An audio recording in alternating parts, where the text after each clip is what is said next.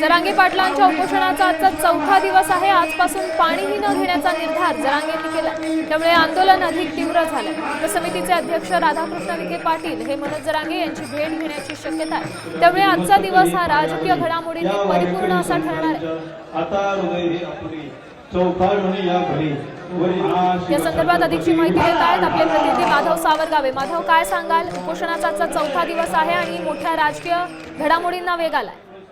हे दिसते साधे भळे मनोज दादाकडे तर पाहिलं ना कोणी। तू म्हणते ते खरं आहे की वातावरण तापलेलं आहे, घडामोडींना वेग आलेला आहे।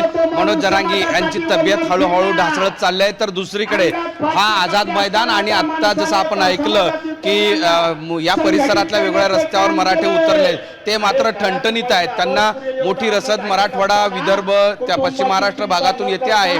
त्यांना खाण्यापिण्याची सोय चांगली झालेली आहे आणि त्यामुळं ते मात्र ठणठणीत आहे आणि ते सांगतायत की आता आम्ही आरक्षण घेतल्याशिवाय इथून जाणार नाही। आणि त्यामुळं हा सगळा परिसर या मराठ्यांनी व्यापून गेलेला आहे। काही वेळापूर्वी मनोज जरांगे यांची डॉक्टरांनी तपासणी केली, तपासणीमध्ये सांगितलेलं आहे की त्यांची तब्येत ढासळत चालली, त्यांनी पाणी घ्यावं, पाणी घेण्याचा सल्ला दिलेला। माधव, धन्यवाद दिलेल्या या सविस्तर अपडेटसाठी। आता isakal.com आहे देशातील नंबर 1 ची मराठी न्यूज वेबसाईट। प्रत्येक अपडेटसाठी isakal.com ला नक्की भेट द्या।